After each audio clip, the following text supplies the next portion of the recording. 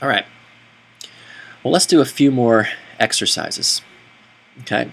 First of all, this is some of the most common insider speak. Okay, I'm going to give you just a few. I'm just going to give you 4 of them.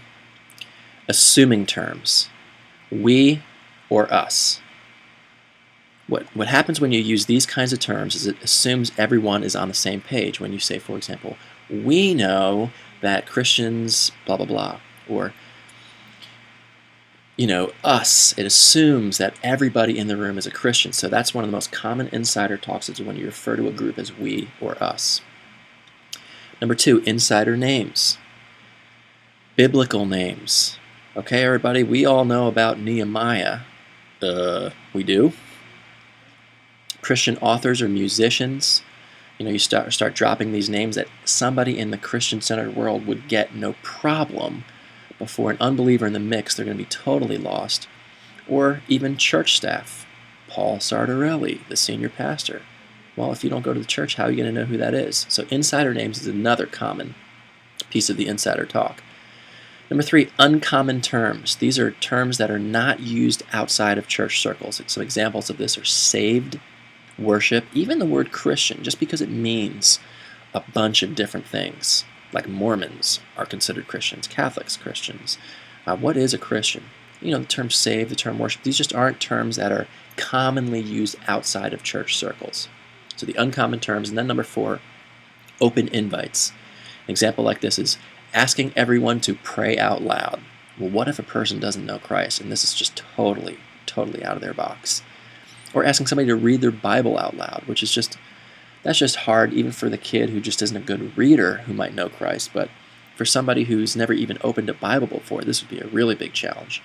So now that you have some of these common insider speak, common insider words and phrases and things like this, here's your challenge. I want you to take a look at this statement, and I want you to rephrase it in a seeker-sensitive manner. We know that we should always be praying for the persecuted church. So with your pen and pad, go ahead and press pause, and I want you to rephrase this in a seeker-sensitive manner. Go.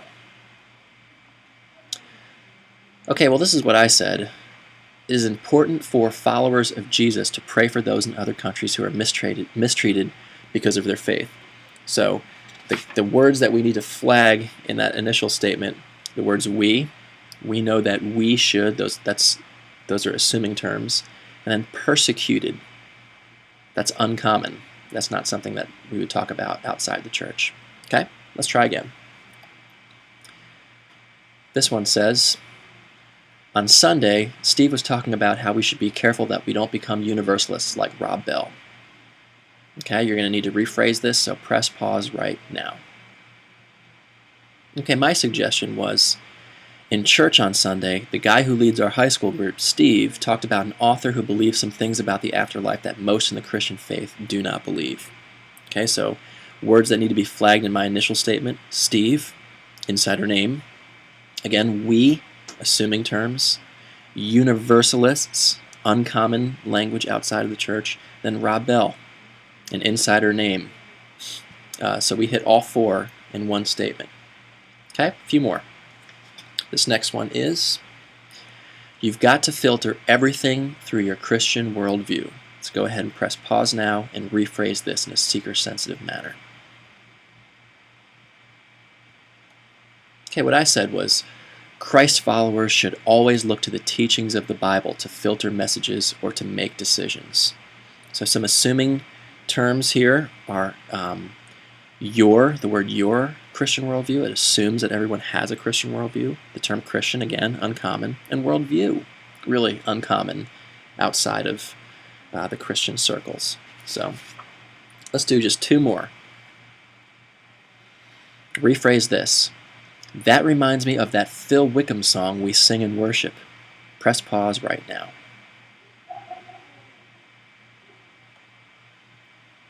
Okay, my suggestion here was, there's a lyric from a great song by an artist named Phil Wickham that communicates what we're discussing right now.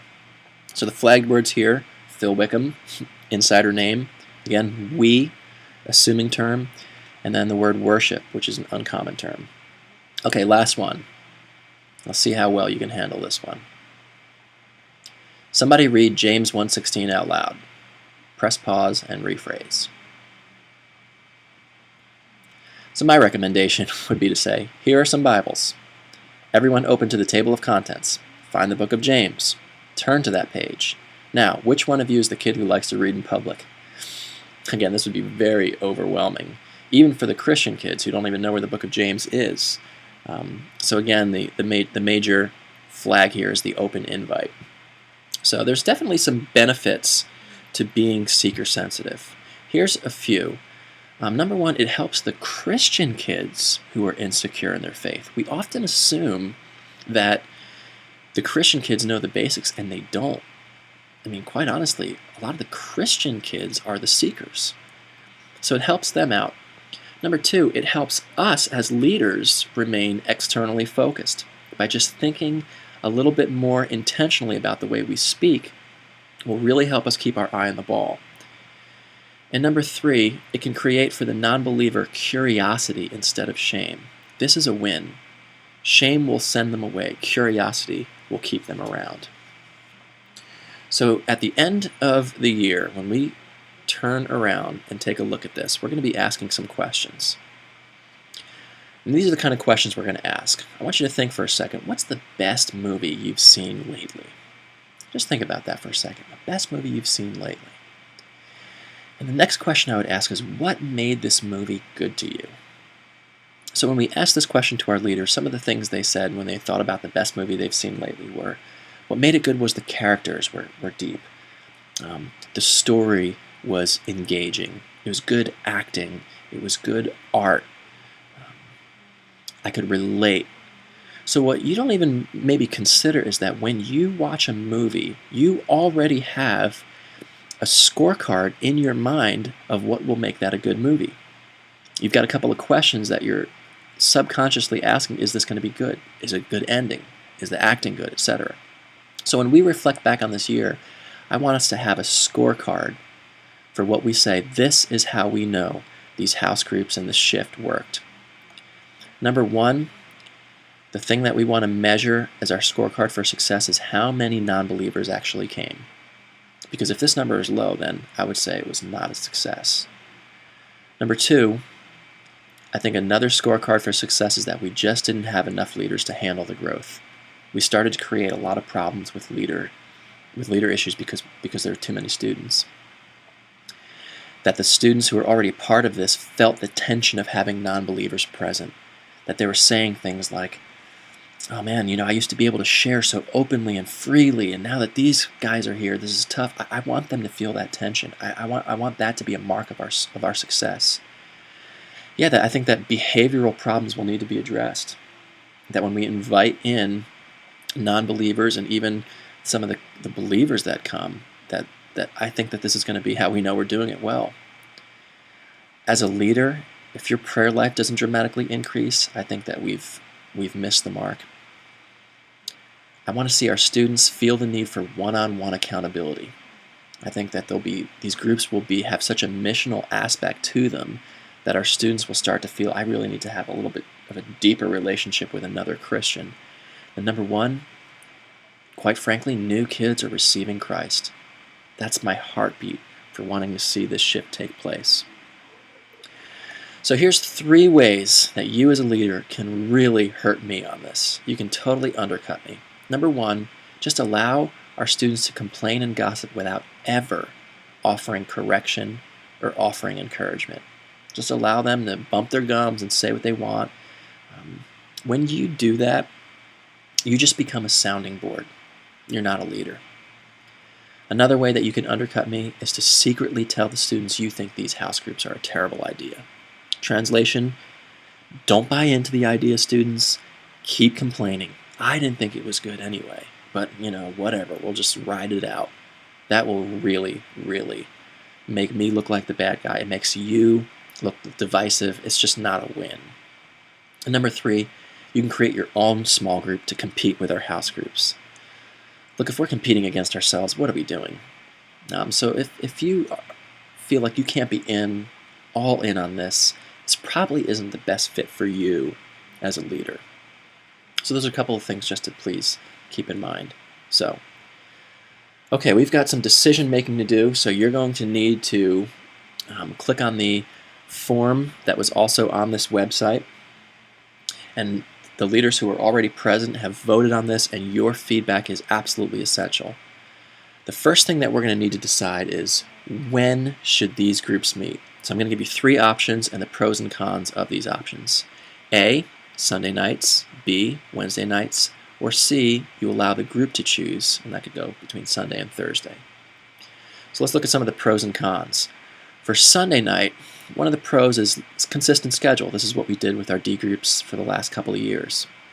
One of the major cons is for all of those leaders who are now attending the gathering as their home service. It really eliminates them from being a part of that. Wednesday nights, the pro is it's in the middle of the week, and so students can go to school that day and then invite their friends that day. One of the obvious cons is you run into more potential school conflicts that way. And then C, when you allow the group to choose, one of the pros is that, let the students decide and we don't have to feel the wrath of our decision, but the major con is that it's nearly impossible to appease everyone. And then at some point a decision is still going to have to be made and kids are still going to get left out. I will tell you, my preference is Wednesday nights, but I really want you guys to vote on this, so go ahead and decide that now. The next question that we have to decide on is, how often should these groups meet? 2 times a month like our D groups, or 3 times a month? Here are the pros and cons between those. 2 times, one of the pros is that this is the way we've done it before, and that it's an easier leader commitment. You just got to give up 2 nights a month. One of the cons is that if you miss one, or if a student misses one, then you only see the group once a month, and that doesn't really build a good momentum. And some of you as D group leaders have experienced this before, where a kid misses one, man, it's been 4 weeks since you've seen them last. 3 times, one of the pros is you have better momentum for relationship building. When you can see kids 3 out of the 4 Sundays a month, that could really be cool. One of the cons is that it's just a greater leader commitment. You're giving up more time as a leader. So go ahead and vote on that. And then we're going to need to make one more decision. First of all, let's take a look at a map of Akron. This is how we see the groups being broken down. A Northeast group, which has a bunch of different schools. Some of the bigger ones represented would be Falls, Stowe, Talmadge, and Woodridge. So the leader who's a part of that group would be mostly dealing with students from that region. The Southeast group will be students from Ellett, Field, Mogadore, and Lake, and a few other schools here and there. The Southwest group would contain students from Hoban, Greene, Norton, and Barberton. And then the Northwest group would contain students from Copley, Revere, and Highland. And then what we started last year was a Firestone High School group that's just Firestone High School kids. So that's kind of how the map is going to break down. So with that in mind, the question for you as leaders is, which region do you want to serve in, and more importantly, why? So here they are, the Northeast, the Southeast, the Northwest, the Southwest, or the Firestone High School region. So go ahead and vote on that. And I do need to tell you, just as an FYI, that preference will be given to those who are already involved in a particular school system. And some of our leaders already have inroads in that regard. So if you look at your sheet, there's also a question at the bottom that talks about this Kalahari retreat. The Kalahari retreat is something that we're doing at the beginning of the year to help our students connect. And the question that we want to just ask you at the bottom is, do you want to be a part of this? If you do, here's your responsibilities. Basically, we want you to have a great time and then invest in the students that you room with. We're going to break down leaders with students in rooms, and we just want you to invest in them. It's going to be a great time. So on your sheet, you should have filled out your name, and hopefully you know what school district you live in. You will have voted on what night the groups meet, how often they meet, which region you want to be in, and why. And so that's the deal there. So as far as the next time we meet as leaders, we're just going to have to let you know about that. That'll be a TBA. But yeah, if you can please email this sheet back to me. If you want to just email your responses, you don't have to send the whole sheet back. You could do that too. but this is really important that you get this back to me ASAP. Thank you so much, guys, and we're looking forward to an awesome year.